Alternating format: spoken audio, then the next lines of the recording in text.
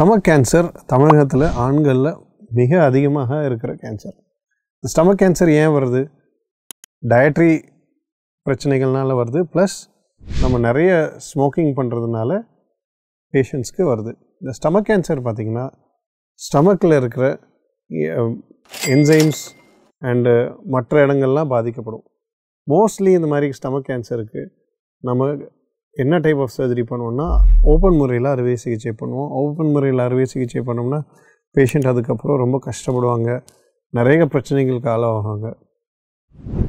இப்போது ஸ்டமக் கேன்சருக்கு நாங்கள் ரொபோட்டிக் சர்ஜரி செய்கிறோம்.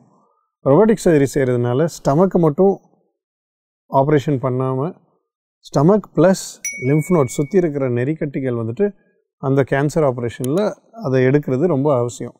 ஸோ அந்த நெறிக்கட்டிகளை கூட நிறைய நம்பர்ஸ் எடுக்க ஒரு டெக்னாலஜி தான் ரொபோட்டிக் டெக்னாலஜி. ஸோ என்ன பண்ணுறோம், நம்பர் ஆஃப் லிம்ஃப் நோட்ஸ் வந்துட்டு அதிகமாக குவாலிட்டி ஆஃப் சர்ஜரி இம்ப்ரூவ் ஆகுது.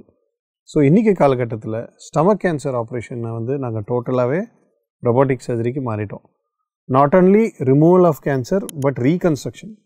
ஸ்டமக் எடுத்ததுக்கப்புறம் அந்த ஸ்டமக்கினுடைய வேலையை செய்கிறதுக்கு நம்ம இன்டெஸ்டைன்ஸை ரீஃபேஷன் பண்ணி அதை வந்துட்டு திருப்பி நாங்கள் ஜாயின் பண்ணணும். அந்த refashioning method is a very complex operation and யூஸ்வலாக நாங்கள் ஓப்பன் சர்ஜரியில் தான் அதை கம்ஃபர்டபுளாக செய்வோம். லாப்ரோஸ்கோபிக் சர்ஜரியில் செய்யலாம், பட் இட்ஸ் வெரி டிஃபிகல்ட். இப்போது இந்த stomach cancer resection, removal plus reconstruction, அதாவது மறு அமைப்பு, இதை நாங்கள் ரொபோட்டிக் சர்ஜரியில் பண்ணுறதுனால டோட்டலாகவே ஃபுல் சர்ஜரி ஒரு 4 சின்ன ஓட்டையிலேயே நாங்கள் முடிச்சிடறோம். ஸோ காம்ப்ளெக்ஸான ஆப்ரேஷன் சிம்பிளாக முடிகிறதுக்கு ரொபோட்டிக் சர்ஜரி மிக அவசியம்.